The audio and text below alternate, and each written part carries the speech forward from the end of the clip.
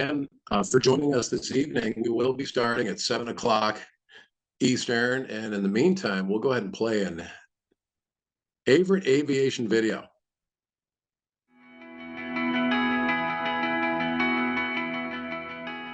I'm Jennifer Fries. I'm the Assistant Chief Instructor for the Aeronautics program at Averett. We're here kind of mid-Atlantic area on the East Coast, and so we typically have pretty mild weather, so that makes for very good flying conditions. Another thing that separates our program from a lot of other programs is that we are relatively small in comparison, which means that we have plenty of resources for our students, so airplanes, classrooms, things like that, instructors. And so that means that our students actually get to start flying as freshmen the very first day that they are here. My name is Isabel Evans and I'm from Chesapeake, Virginia. I chose Averett because it really is like a unique school. There's a lot of opportunities, and I like the idea that you can fly on the first day here, and it was close to home, which I really liked. I'm Gabrielle Lang, and I'm from Richmond, Virginia. There was a few things that brought me to Averett. I actually toured a few different schools, and one of the major things was like the planes, the school itself. I liked how small it was. I also learned that in the class sizes are super small. It allowed me to connect with my professors, same with the instructors. And the fact that I was able to fly as a freshman was a big thing compared to any other flight school. The students have a lot of opportunity to work one-on-one with their professors. They also have a lot of opportunities to work one-on-one with their flight instructor. So obviously in the airplane they're doing one-on-one things, but the instructors are often available to help with things outside of the airplane as well, tutoring them in their other aviation courses. My favorite things about the Averett program have to be like the family connection that I have here with just like the instructors and other students in the program, and the opportunities with being able to pick up extra flight blocks and being a part of the flight team here. Two of my favorite things, definitely I really like the campus. I like how small it is. I'm able to walk to all my classes. If my car breaks down, there's a transportation system to come out to the airport. And then my second favorite thing, it has to be the planes. I love the Piper Archers. So we have a Redbird full motion flight simulator. We have the opportunity to change out to 3 different avionics panels, so it matches all of the airplanes that we have, the avionics and all of the airplanes that we have. So the students, when they're flying in the simulator, they're actually still using the same equipment that we have in the airplanes. I definitely would say that this is a great program. I've learned so much.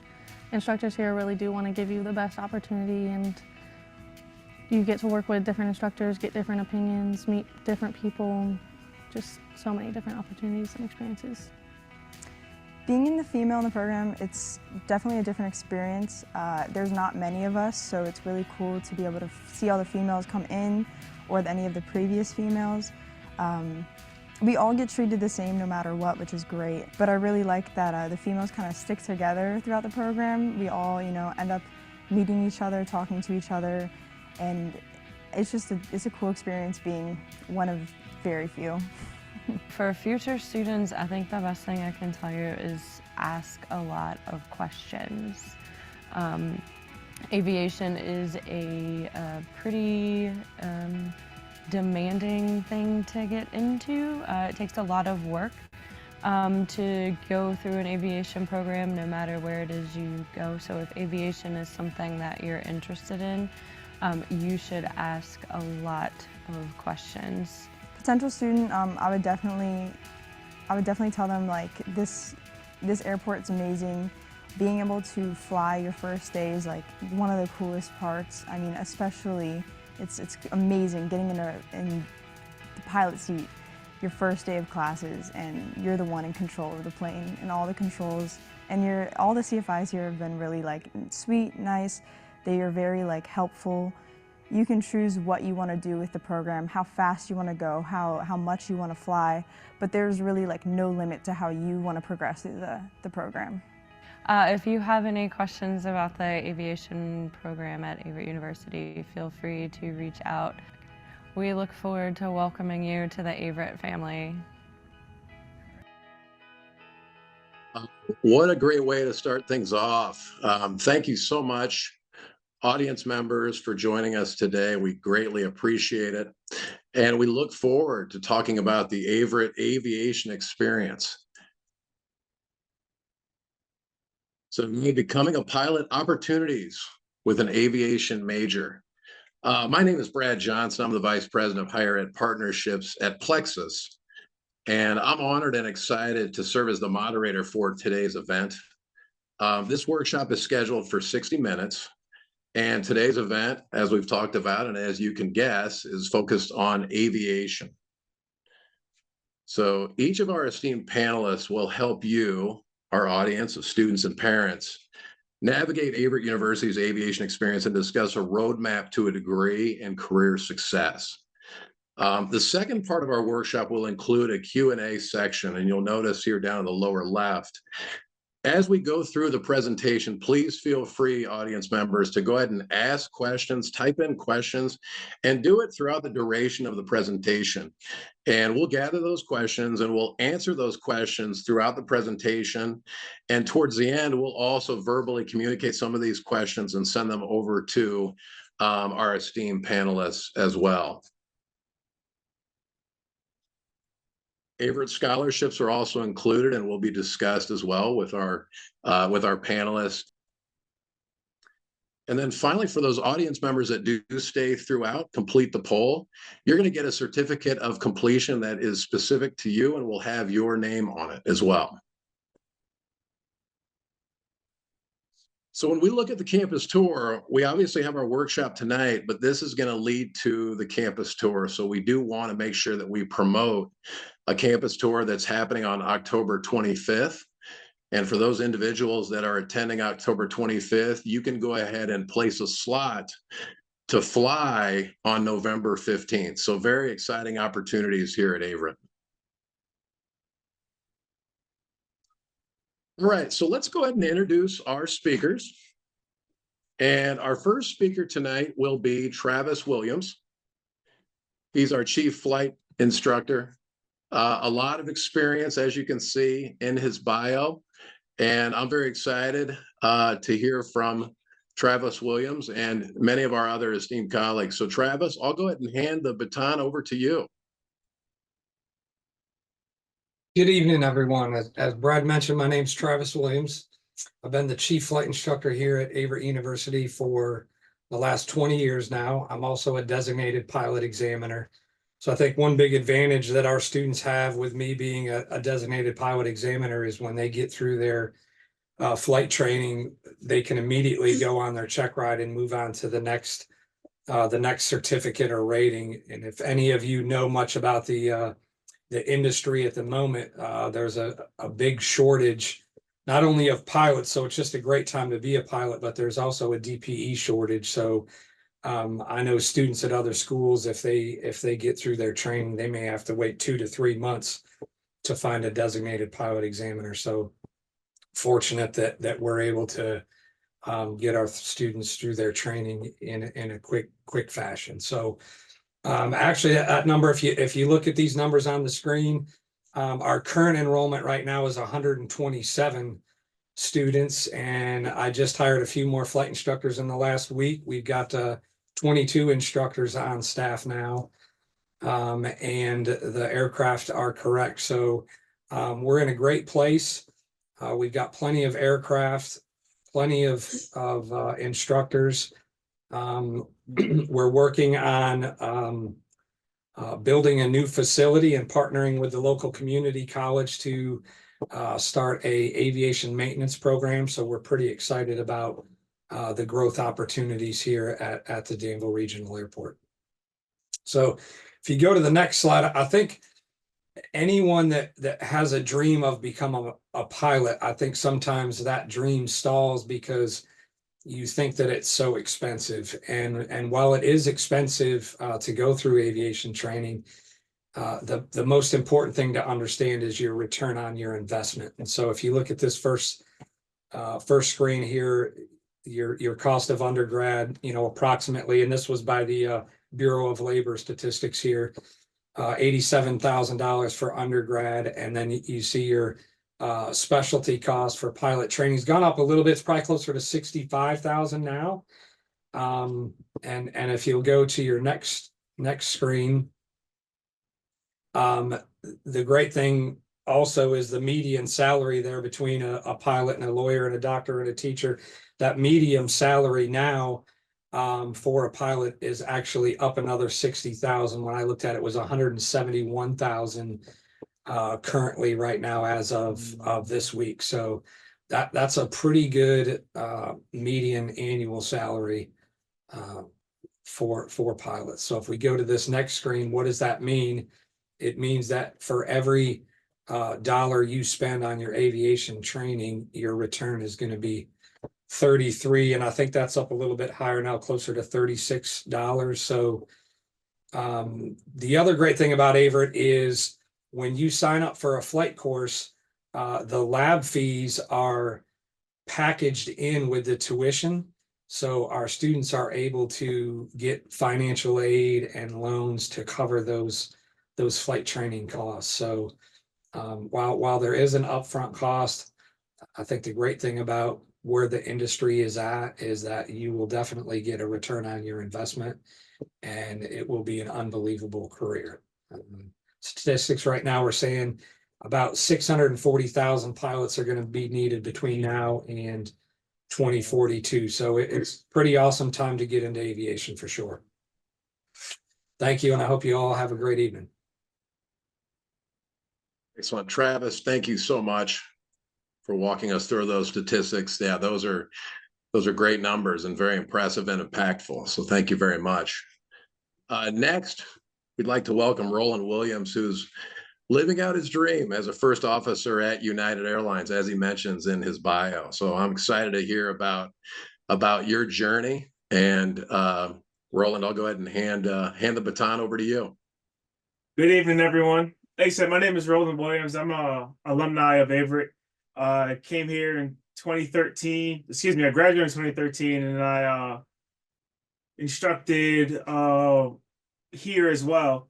And got hired on at PSA Airlines. I did their cadet program there. And the good thing is, if you can go to the next slide, when you get a chance, with some of these airlines, they have cadet programs, and I did the PSA cadet program, and they offer tuition assistance. So as I was instructing here, I was given at that time for the tuition assistance was $6,000, and some of these programs are upwards up to $15,000 now in tuition assistance and reimbursement, which definitely helps when you're working and the student loans kick in. So you already know you can have some money to cover those.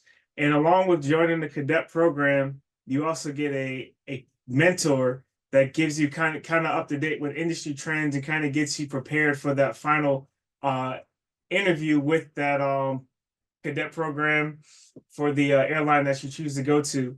So a lot of these regional airlines, you got PSA is where I went. You have Envoy, Endeavors, and all of these have their cadet programs, and so they get you prepared for that. So when choosing your airline, you can do your research. So a lot of pilots use the regional airlines as a stepping stone to get to the major. And so the majors are considered like United, Delta, FedEx, UPS, and so on. And the difference between the two is going to be like quality of life. So just for an example, working at a regional airline, you fly more legs a day. So there's times you may have 3 to 5 legs a day. And their amount of days off per month is a guaranteed 11 versus a major airline where you may only have 1 or 2 legs a day and you're guaranteed 13 days off a month. So when it comes to choosing your airline, as far as getting that stepping stone, you can use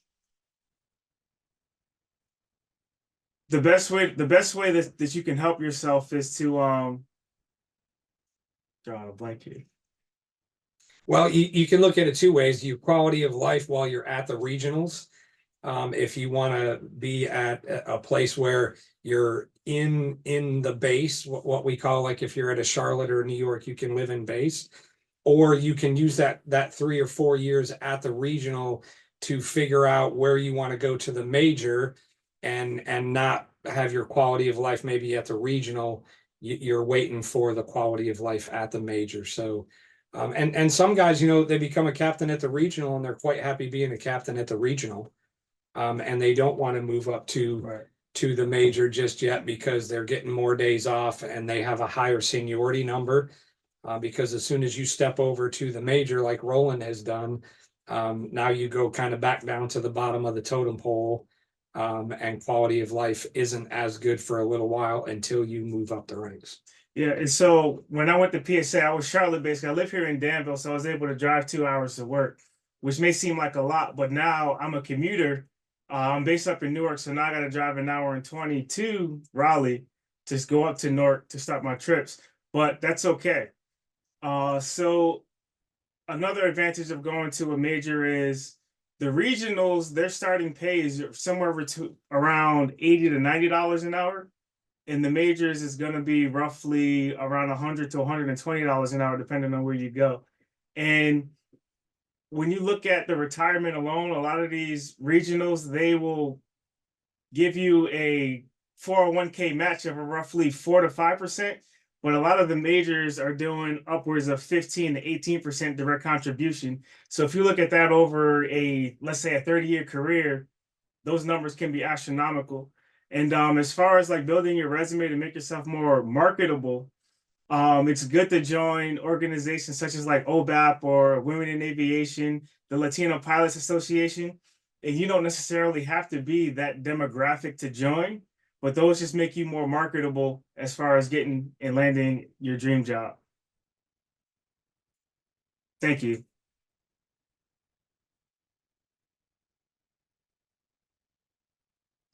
Roland, thank you very much. Hey, if I could ask Travis and Roland very quickly, hey, if there's one moment that you didn't expect, like, is there a moment or a story that you have at Averett that surprised you, or something, a story that you can remember, whether it be up in the plane or what have you? Can you share that with us for just a moment?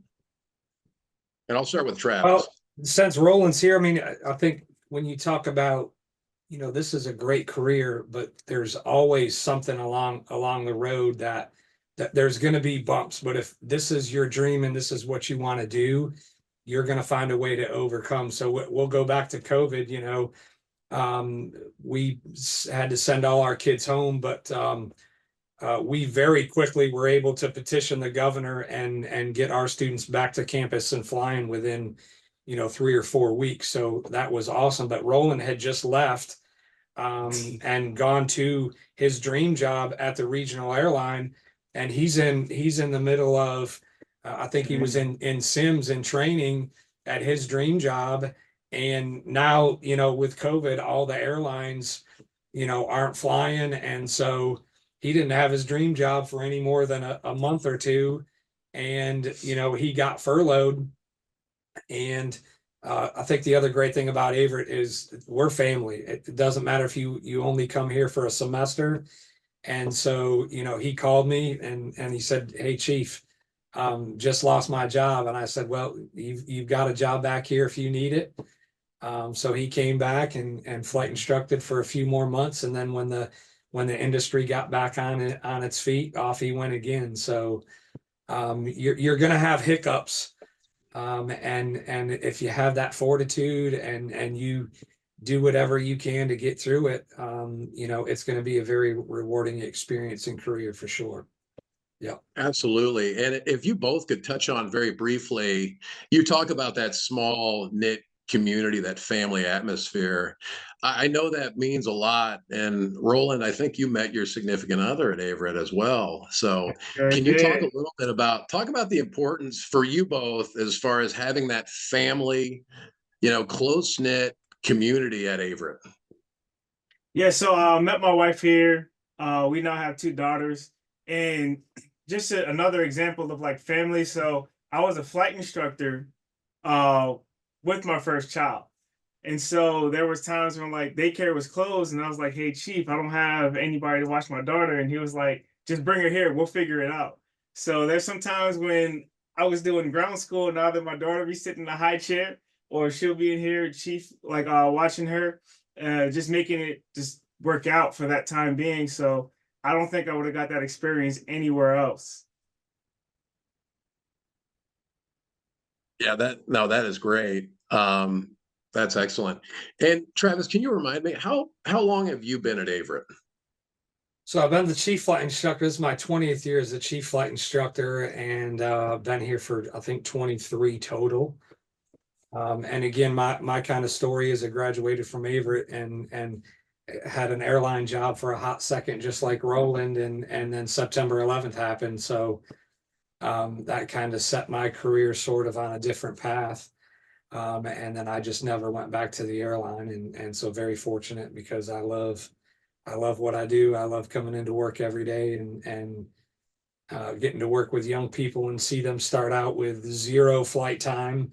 And then, they're still living in town and I get to go have lunch with them or see them every once in a while. It's just awesome to see, where they get to in the career. In other words, he's probably already making more money than me. Yeah. Well, and again, I appreciate a little bit of the coffee talk here with a little bit of the Q&A. So thank you very much. I know that's very helpful for our audience members. So, hey, both of you, thank you so much. I mean, it really means a lot to everyone here as far as sharing the experience at Averett and how unique it is. So thank you. Absolutely appreciate it. Tori Williams. Okay, we would love to introduce you. You're going to talk to us about financial services. And I know, one of the things about Tori is, you really love to be able to help students and really that's what you do. So without further ado, I don't want to steal your thunder. I'm going to go ahead and hand the baton over to you. And thank you so much for joining us. Take it away. Well, thank you, Bradley, for that. So, of course, you can see I'm Tori Williams. I'm one of the student financial service counselors.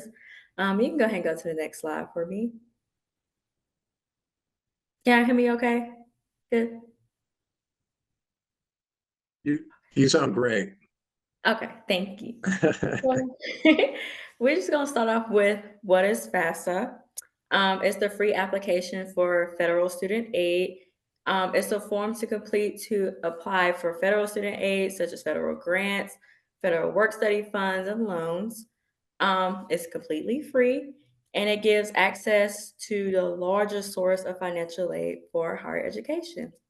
You can go to the next slide. So, what is Better FAFSA? It's now simplified because I know when I did it back in my little day, it was definitely worth a couple of hours to do. So it's really quick and easy now. Um, a lot of people receive more in Pell Grants. And yeah, that's just pretty much what that slide talks about. So you can go ahead.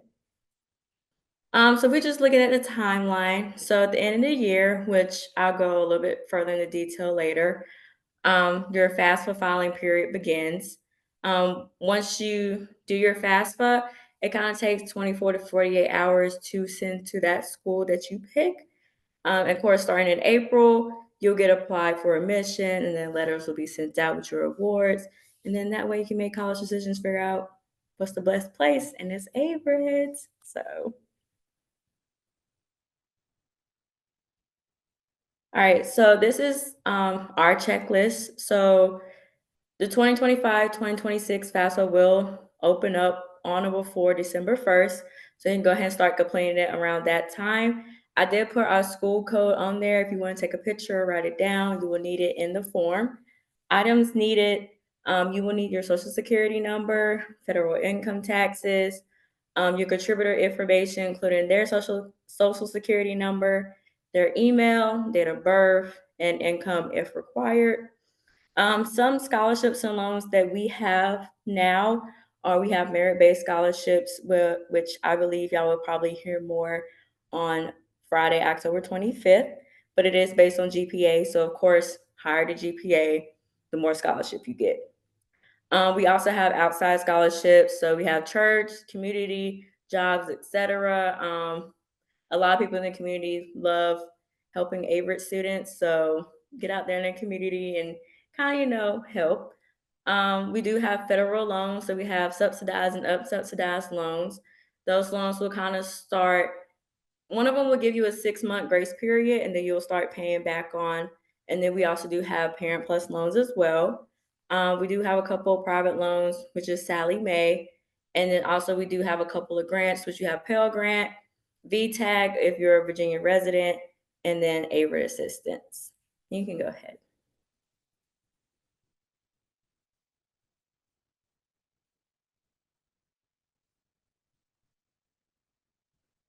All right.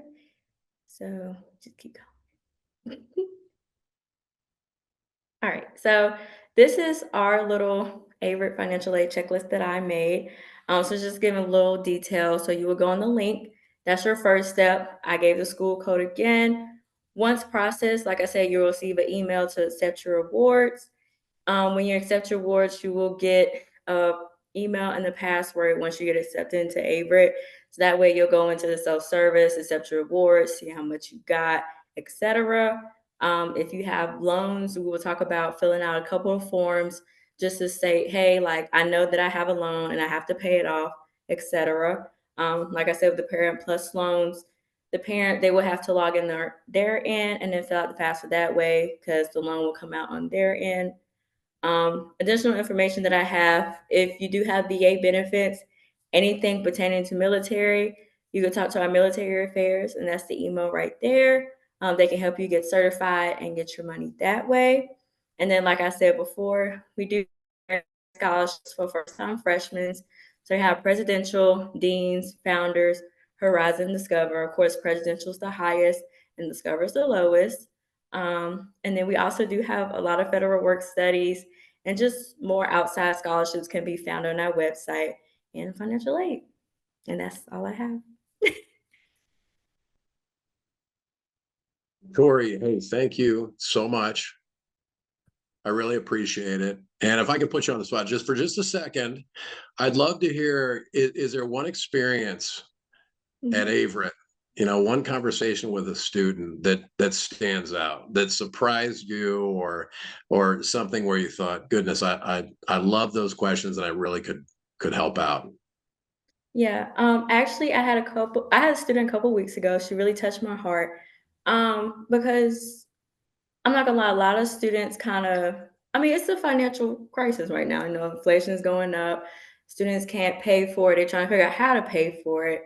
And sometimes I do feel like the bad guy. But she came in one day and she was just like, I just can't pay for it. And I'm like, well, I was like, we're gonna sit down, we're gonna figure out some options. Cause like I said, sometimes like you could pull out loans, but we also have other options like private loans, outside scholarships, etc.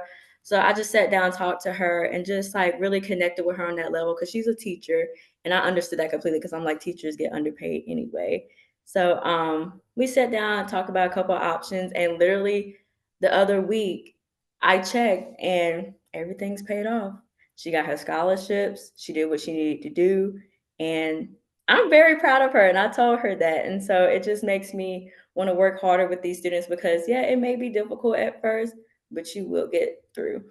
You will. Yeah, absolutely. Yeah. Tori, thank you very much for sharing that. Because I think that is so important that, you see students that maybe assume, well, I can't pay for college, I can't pay for this or that. But to your point, once you sit down and detail out, hey, you know what, you can and you can get through this. And I appreciate that example. I think that goes a long way to the audience members as well.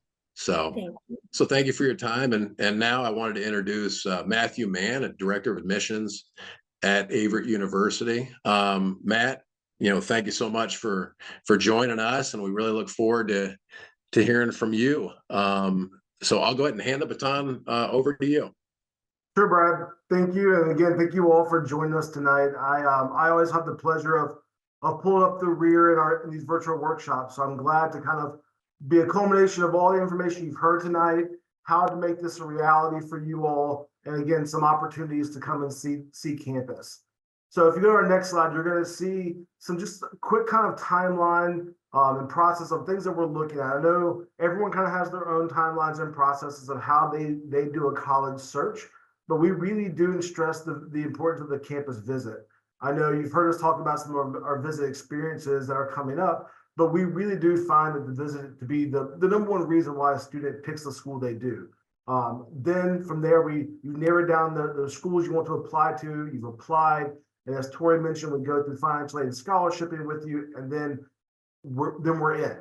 I say all this because not every admissions office is created equal. I can't speak on behalf of everyone. You all may find that admissions offices can come off a little salesy these days to you all, but I do take pride in the fact that my team we still treat our job as counselor very serious here. So we're here to make this a reality for you all. We're here to answer your questions. As Tori and Travis both mentioned, whether it's walking you through aviation questions or walking you through FAFSA and financial aid questions, my staff is here to kind of help you through all of that. So just again, a quick plug for the admissions team and how we're here to help you through this college search process. So as I mentioned, the college visit we find is the number one factor in making a decision as to where students want to go to school. We understand finances are a big aspect of it and those types of things, but really finding the place that feels like home is going to make you the most successful. I always tell this story about myself. I grew up, my dad was a Division I athlete at a very large school here in Virginia. And I grew up every Saturday going to football games and tailgating and things along those lines. And I knew that's why I wanted to go to school. I took literally one tour and lasted 5 minutes. I looked at my dad and said, let's leave. You can imagine the tears that poured down my dad's face as I said, I didn't want to go to his alma mater. But I quickly found that it was not what I felt comfortable in. It was not home for me. So getting on campus and seeing them with your own eyes and meeting people on campus and meeting people in the culture, understanding what it's like is really, really, really important. So we here at Averett are going to offer a couple types of visits. As you've already heard, we have some of our visit experiences coming up, like I said, but also we're going to offer a lot of families the opportunity to come visit us privately. Come tour one-on-one, sit down with admissions, ask your questions that you may not want to ask in a big tour group or want to ask at an open house. This gives you an opportunity to really get in the weeds. Maybe you want someone to walk you through a FAFSA and do it on our laptops with you. Those are the types of things that we can help families with during a private visit. You want to go out to the airport and experience those things while you're here? For sure, if Travis is available, I know he'll be happy to speak to you while you're on campus. During that visit, as I mentioned, you're going to want to come in prepared with some questions. I know that's a cliche type of tip, but the reality is that we meet students every day that come in with this kind of a blank stare, and they are really not understanding what they're looking for yet in college. So I really encourage you all to start thinking about what's important to you. What are the questions I want to ask an ambassador? I don't want to ask my admissions counselor. I want to ask a student these questions. Those are fine. Our ambassadors and tour guides love those questions. So we really encourage you to come in, prepare with some things that might be the questions you want to ask on every campus that you visit. Maybe ask the tour guide, why did you come here? Or why are you staying here? Those are all super important while you're on campus. Again, as we're speaking on aviation tonight, I guarantee you have the chance to go out to the airport and sit down or even sit down, just chat with one of the students that are out there, one of the CFIs or flight instructors that are out there. You're going to understand quickly what culture in our campus life is like. After the visit, as I mentioned, you're going to want to start narrowing down those schools. As Tori mentioned with the FAFSA, students are allowed to send that information to many, many schools. When I first started working in college admissions, students were allowed to send their FAFSA to 10 schools. The new FAFSA allows you to send it to 20 schools. So we know you are applying to lots of places. We know that you guys are giving yourselves lots of options, which is great. But we're here to kind of help you narrow down what it is you're actually looking for, what those important things are in that campus culture. So next slide, please. So as I mentioned, there's a lot of information on this slide, but we mentioned earlier, we have a kind of a philosophy here that we want to offer experiences, not information. So when you come to campus, we don't want to sit around and share with you a bunch of talking points. They're great. Our aviation program has amazing kind of talking points, if you want to say, like whether it's the type of licenses and programs that we offer and we're able to award. As Travis mentioned, his kind of credentials allowing you to do some check rides here on campus, all those things that set us apart. We want you to know that information. We want you to really experience it. And so this next Friday, we have our one of our aviation experience days. This is going to be a day where you are allowed to come to campus, obviously tour main campus, eat at the Cougar Den, those types of things. But you're going to have a chance to experience the competition that's happened. It's the NIFA competition, the National Intercollegiate Flying Association. They are going to be having their competition that we are hosting here on campus. So you have a chance to experience that, see what competitive flight is like. And again, it goes a little bit outside just the classroom. We are a lot of us are athletes or competitors at heart, and so we kind of keep that competitive nature even in aviation. And then, as Brad mentioned earlier, for those that want to come back in November next month, we're going to allow you to come experience aviation. Experience Averett from the sky, meaning that you're going to be allowed to sit down with the CFI, go through kind of a pre-flight check, go through all the things you would as a student, and actually go up in the air and in one of our Piper Archers. And so again, it's just a really cool experience. So I'm gonna stay here just for a second. I always encourage people to screenshot this. You have that QR code to come back to later. But it's a great day that you're gonna be able just to experience Averett in general. Last thing I will plug about this, we're very fortunate here at Averett that we are able to give scholarship money for those students who visit campus. So just by visiting one of these days, we're gonna be able to give you $1,000 every year. So again, just an easy way to start picking up money. And as Tori said, how money accumulates, there's lots of ways that's happened. So I'll keep sharing some of that information with you all. So as the admissions guy, as the director of admissions, I can't help but not give you all a few kind of tips and tricks when it comes to the college admissions process or the application. I know you all, again, are applying to lots of schools, and you all are going to see many different types of applications. You're going to see schools' own personal applications. You're going to see application portals. You're going to see Common App. You're going to see all types of different programs now that allow you to apply to college pretty easy. I will tell you all that Averett's application is probably the most simple college application you'll do for a reason. We make it that way because, again, as I mentioned, we know you guys are applying to lots of places, and those applications require letters of recommendation, essays, all those types of kind of pieces that go with it. We do not require those as parts of our application. The reason why is I always get that, like, why don't you want to see my essay? Well, because you've done at least 3 years, for those who are those who are seniors, you've done at least 3 years of high school level English that will show us your ability to read and write. And so we don't necessarily need you to have to write another essay. Again, just another thing that you have to do to complete that application. And then with the letters of recommendation or references, I always make a bad joke that I've never read a bad one. I've been at Averett for almost 15 years, and I've never read a bad letter of recommendation. So you're going to ask the teachers and those that you like, and those are going to give you good recommendations to write those for you. So instead of having to hunt those down for us, we want to know who you are as a student based off the conversations we can have. So as I mentioned earlier, as counselors, we're going to want to have a conversation, sit down and talk with you and your family, understanding what you're looking for, and really honestly the type of person you are, and how you can be a good fit for Averett, but also how Averett can be a good fit for you. Now, you all are going to start hearing the term, if you have not already, when it comes to college applications, test optional. I know the term optional can be a little bit misleading, meaning like, do I really have to do it?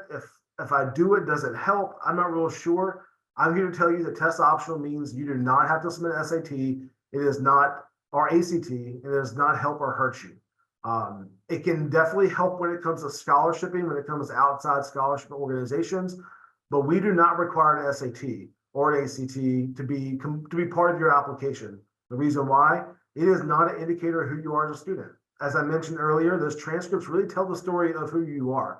That SAT score could be just the Saturday you sat down for a test after a homecoming football game. And so we want to make sure that we have the best picture of who you are as a student. So test optional for us means test option. You do not have to submit one. And then lastly, as you guys are going through applications, you're going to hear some terms like early decision, early action, regular decision, rolling admissions. What does all that mean? So these are great places for you all to ask some questions when you're going through your college applications. So some early decision applications are binding, meaning if you apply and you're accepted as early decision, you're bound to go to that university. That spot is bound on you accepting it early. So those schools are going to be the ones that you want to make sure for sure if you get in, that's where you want to go. Other schools are going to offer early action, which is going to be usually fall applications.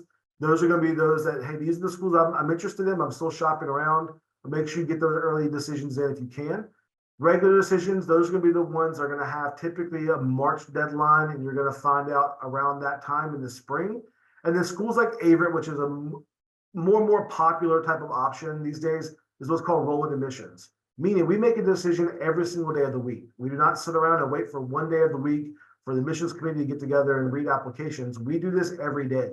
And so meaning that you're able to find out decisions faster, you're able to make decisions quicker, get information in your hands sooner. So those can be advantageous in the admissions process. Those that are rolling, if you're anxious and you want to find out things much quicker. So this is some information about the application processes. Again, this is a really high level view. Our focus tonight is aviation, but I wanted to just kind of give you guys some quick kind of little pointers and tips when it comes to the application process of college. So this is the big one. This is the number one question we get asked all the time. And Travis alluded to it earlier when it comes to the return on investment. Tori referred to it earlier when it comes to the cost of aviation. Aviation is an investment, 100%.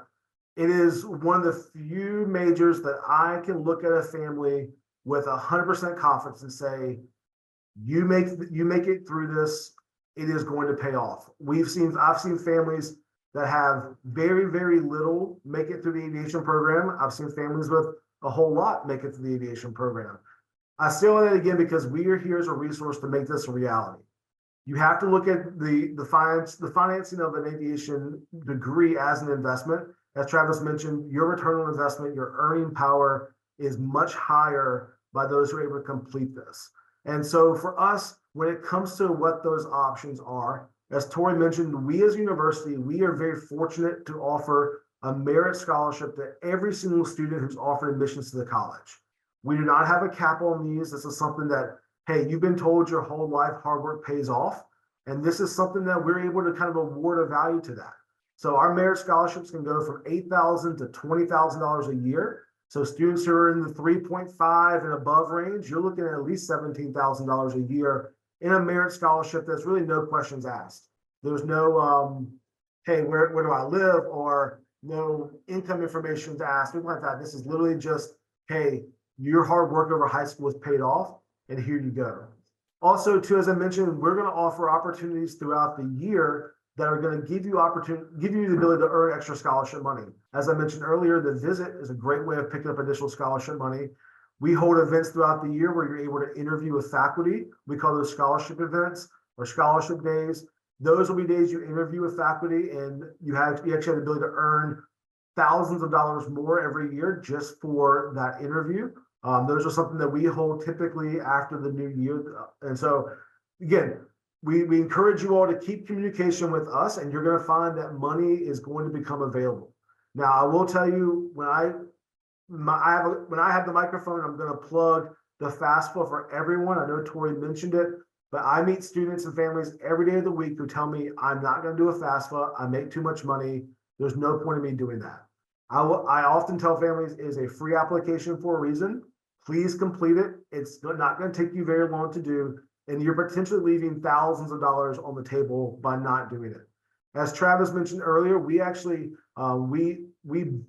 without getting too much in the weeds, we budget our aviation students a little bit differently here. And so it actually allows you to qualify for additional scholarship money, or what we call Averett Assistance Grant, which is institutional funds. So the schools that you're looking at, see what their scholarship programs look like outside of merit awards, or, hey, what obviously FAFSA money and stuff like that. What are your institutional monies like? And I can speak on my behalf, and I've seen families receive, almost $15,000 more in additional funding from Averett to help pay for these flight costs.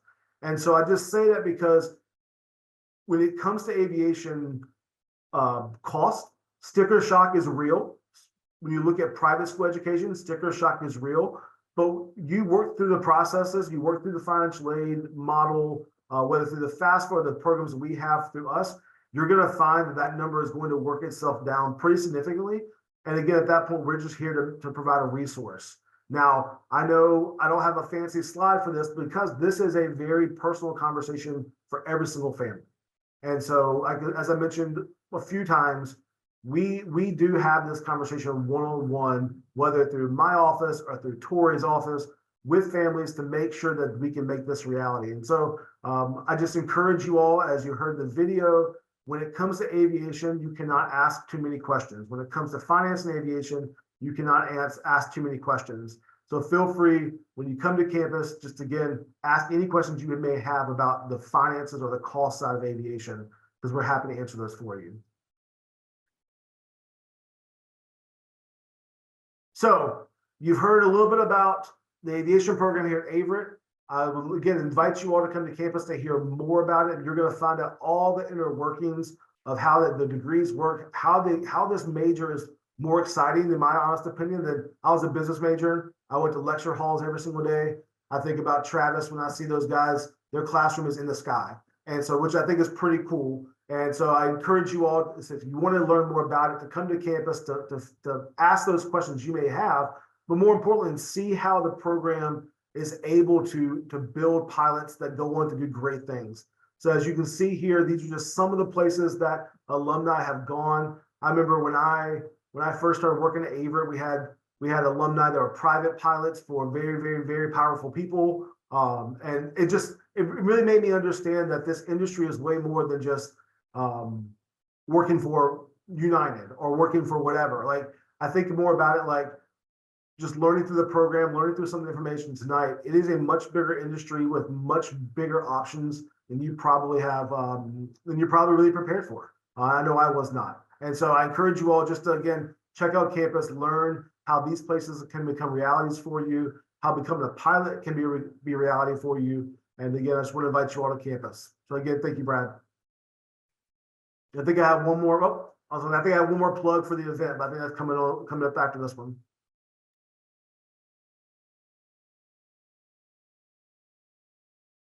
It's coming up very shortly. Hey, Matt, thank you so much. That was very detailed, great information. I know that definitely was very insightful for our audience members. And so now, the remaining items that we have for our presentation is we will have Q&A, so question and answer session. Please continue to keep asking questions throughout, and they'll continue to come in, and our esteemed panelists will answer questions that we do throw out to them, but also keep in mind, we will be answering the questions also in written form as well on the Q&A section. The other thing that I will mention is, as I ask questions of our panelists, you will see a poll pop up, and please remember to complete that poll. We'll talk a little bit about scholarships as well. And then finally, don't forget, we will share contact information, so email and direct phone numbers. So, you know, if the event completes and you know, you've forgotten to ask a question, or a question comes up later on or tomorrow, please don't hesitate, because we will have direct contact information for the folks that have presented tonight. So just again, as a reminder, we do have Averett scholarships that are available, and we also have gift cards that will be available. But again, please make sure to complete the poll that will appear. Just as you mentioned, again, I'll go ahead and hand the baton over to you to talk about the exciting campus events coming up. Again, I know you all have heard me talk about it a few times. You heard it at the beginning, but I can't stress how important it would be for you all, if you're considering Averett, especially aviation, to come experience one of these days, whether it's October 25th or November 15th. Those are going to be great days again to really experience the program, not just come and walk around campus, learn information, but to really experience what it's like to be an Averett aviator, whether it's coming out and experiencing the competition side of the flight program, or whether it's coming out and actually get a chance to fly or hop in a simulator or whatever it may be. Again, I can't stress the importance of, from my perspective, of how this can be such a great differentiator in helping make that college decision. I know we held an event like this last year, and it was able to make the decision for many of our students to say, you know what, this is the right fit. I've looked at other aviation schools, but you know what, this is home. As cliche as it is, this feels like home for a lot of our families. So yeah. Excellent. Yeah, thank you so much, Matt. And just as a reminder, there's a QR code right here on this page, so please feel free to use your mobile and sign up. All right, so I'm going to go ahead and leave this up here. This is direct contact information, as you can see, emails and direct phone numbers. So please get a hold of us. And while we have this slide up, we do have a number of questions that have come in from the audience. So I'm going to go ahead and ask specific questions of each of our panelists, but then also I'll throw out some questions that'll be a free for all as well. So, you know, if you are a panelist, Travis, Roland, Matt, Tori, don't hesitate to chime in, you know, as you have answers. So let's go ahead and start off. Travis and Roland, I think this one is more for you two, but can you talk a little bit about the work-life balance of a pilot? Let me put my schedule out first. So there's two different things. So being on reserve, when I was on reserve, I would have like a block of maybe 4 to 6 days of being on call, and then a couple of days off. But now I'm a line holder, so I know exactly like where I'm going. So to give you an example of October, I was off the 30th of September to October 4th. I worked 5 days, was off 2, worked 4 days, and now I'm off a week. And then I go back to work on the 24th through the 27th. So that's 17 days off. Now, granted, I said I commute, so it's really like 14 days. But the thing about, especially working at the airlines, is when I'm home, I don't have to think about work. So when I get to Newark, I turn my iPad off and I commute home to Raleigh, and I don't touch my iPad again or anything until I go back up to New Jersey. So, and then not only that, but on some of these overnights, it's kind of like it's work when you're in the airplane, but you're also on vacation. So I know next month I'm going to St. Thomas, and I got like 23 hours there. And I think they put it in the all-inclusive. So, hey, I'm going to take advantage of that. I'm going to be at the beach. It sucks that my wife is at home with the 2 daughters, but it's just she chose accounting and I chose aviation. So that's kind of the trade-off.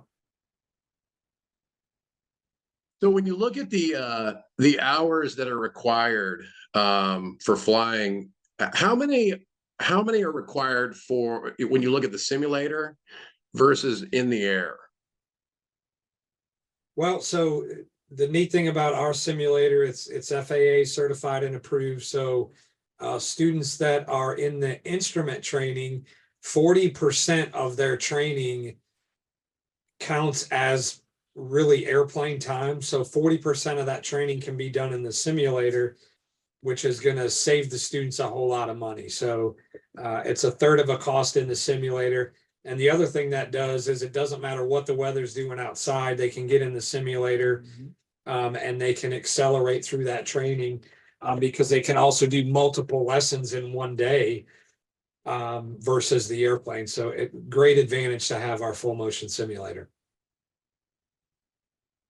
For their requirements to remain a pilot, what type of certifications or requirements are needed, you know, after you graduate? You know, is there a period of time where you have to take another recertification? Well, so when you become a pilot, when you graduate from the program, you're going to be a flight instructor. And so the way our program works is typically for about a year after graduation, you're going to work for me as an instructor and train the next group of students, because they're going to graduate with about 300 hours of flight time, but they have to get to 1,000 hours to go work for the airline. So they can usually accomplish that in about a year and a half. And at our level, every 2 years you go for a recertification, which is not difficult. You do that with a flight instructor. So most of my guys will just do that with me. And when you get to Roland's level, they do recurrent training at the airlines every 6 months. So that's why, the U.S. Safety of the airlines is impeccable. Because they're going back into the simulator and getting what we call recurrent every 6 months. So he'll go to training out in Denver, Denver, correct? yeah, I actually just got back about 2 weeks ago from there. And they'll put him in the simulator and they will do every type of an emergency known to man and really put him through the paces so that the goal is you train so that when you get out on the line and you're doing the real world flying, those things will never happen. But if they do, they're well prepared for it.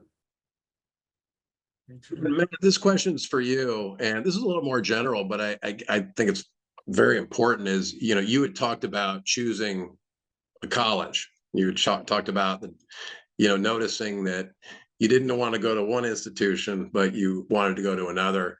Can you talk to us about the moment where you realized, hey, Averett is the school that I want to attend? Absolutely. So for me, I bounced around at a few larger institutions first because, as most of us, I felt like at a high school, college had to be big. That's just the way it was portrayed to me and the way I felt it had to be. So I went to some larger schools and had a great time. Don't get me wrong, did well academically, but just was not really getting what I was looking for in a college education. As you all found out tonight, I like to talk, and so I like to ask questions. I like to question my professors and ask them why they thought what they thought. I want them to look at me and ask the same questions of myself. And so I started researching smaller schools. And I remember my parents looking at me going, I can't believe you're doing this. Like, Matt, this is 3 schools in 2 years type of thing. I'm like, but no, hear me out. Like, this is what I'm looking for. And granted, I was a student athlete, so I bounced around a little bit for that. But I often tell families that most of the time you're going to find a moment that says, hey, Averett's the right fit for sure. And it happens in different ways. But also, too, most of the times while you're on campus, I imagine Carlton can probably mention something like this too. Like, there's just this kind of aha moment, like, you know what? This is absolutely right. This is the right fit. And I will bore you all with my quick story. I remember when I was a student here, I had a senior level marketing class, and the class was designed with only 3 students in the class. I'm not sure if any of you all ever been in a class with 3 students. In the aviation program, you're in class with 1, right? It's just you and a CFI one-on-one type of thing. So it's a definitely different environment for those who are looking for that smaller classroom feel. But I remember thinking to myself, like, this class is going to be kind of overwhelming or whatnot. But really, the professor just allowed us to kind of have conversations about marketing trends, all those types of things. I say that because I had a project due at the end of the year, and because of these conversations, my professor, Dr. Garino, really got to know who we were as people. And he got to know us personally, know how we ticked, things along those lines. So when I gave my senior level presentation, it was on Australian wine. I was 20 years old. I knew nothing about wine, let alone Australian wine. Dr. Greeno had a friend in Raleigh who owned a vineyard in Australia, and he brought him to Averett just to hear that presentation. And you're going to find that no matter what the major is, there are these moments that happen. You go, this is right. This is the right fit. So I remember telling my parents that story. They go, all right, we understand why you did what you did. And so long-winded version of saying that you're going to have kind of this moment, this culmination of everything when this is right. So, yep, that's my story. So I appreciate that, and that's very impactful. And this question really is for everybody. But when a prospective student is being given a tour, what's the number one question they should ask, or maybe a couple of questions they should be asking? So I will start. I know I'll let Travis and Tori speak on from their respective worlds, but for me, it goes back to the question that I mentioned earlier. Is I think it's super important for you all to ask the question, not to the admissions counselor, not to a admissions professional, but to the student, asking the question why they chose where they chose and why they've stayed there. I think it's super important to understand what their experience of the culture is like and why they love it. And it can give the student a really good perspective as to, hey, this is how I can see myself here. Because I mean, I think everyone can picture, hey, that's a beautiful looking football stadium, or hey, that's a great looking whatever it might be. But getting that idea and really narrow it down is super helpful as far as questions and understanding what you're really looking for.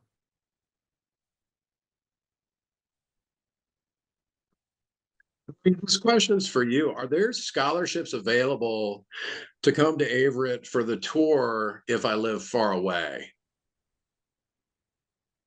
Yeah, absolutely. As I mentioned before, we're very fortunate to offer a visit grant to every single student who makes the trip. So whether you're from right down the road in Danville or you're traveling across the country from California because you're interested in the East Coast flight program, absolutely. And so that scholarship can sometimes help with the travel expenses, just as a culmination over the 4 years. So it can really kind of just pay for that if it's really something you're looking for. But again, it's a great way of just picking up some additional money. It's just for visiting.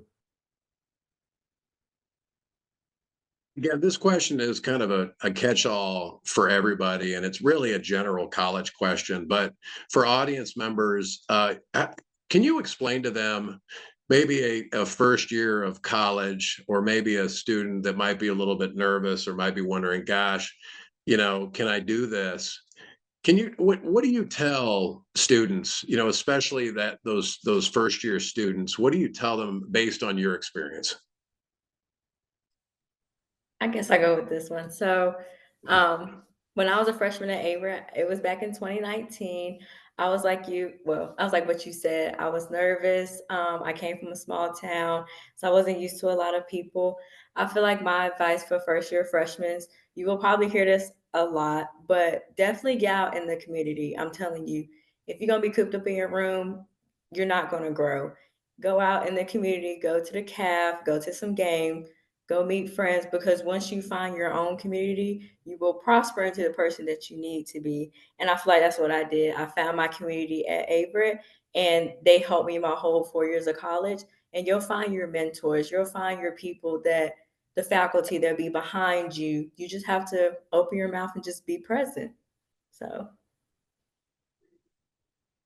I would also add too, I'm going to plug Travis real quick. When you, as a first year student, you're assigned a faculty advisor, someone who's going to help you kind of build a plan for academics. Those people can be great resources when it comes to writing recommendations for jobs or internship placements or cadet programs, whatever it may be. So I often tell first year students, there's gonna be lots of opportunities for fun things, lots of opportunities for people to speak to if you need assistance, but don't overlook your faculty advisor, because they're going to be a great resource for you over the 4 years, not just that first year. Excellent. Travis and Roland, what's that adrenaline like when you took your first flight? So I was blessed growing up. My grandfather was a fighter pilot in World War II. And so I've been around aircraft. So I was about 5 years old on my first flight, and really started flying at about the age of 12. So pretty blessed, and it's just something that I've always been around, and have never gotten tired of it, not one time. And as long as I've been around. Yeah, I know for me, my very first flight here, the takeoff roll, I kind of froze because I was like, oh my gosh, this is really like it for real, like I'm doing it. And my instructor took the airplane. But after that, I snapped out of it and came to. But even still today, like when we line up on the runway, when we put those thrust levers to the takeoff power and just going on and just being up at cruise, like there's some days it still work because you got to get up, set the alarm for 2 o'clock in the morning, or be at the airport at 10 p.m. to work a red eye. But sometimes when you're up there and you get to see the sunset or the sunrise, it's like, oh man, it was really all worth it. It's the best office in the world, in my opinion.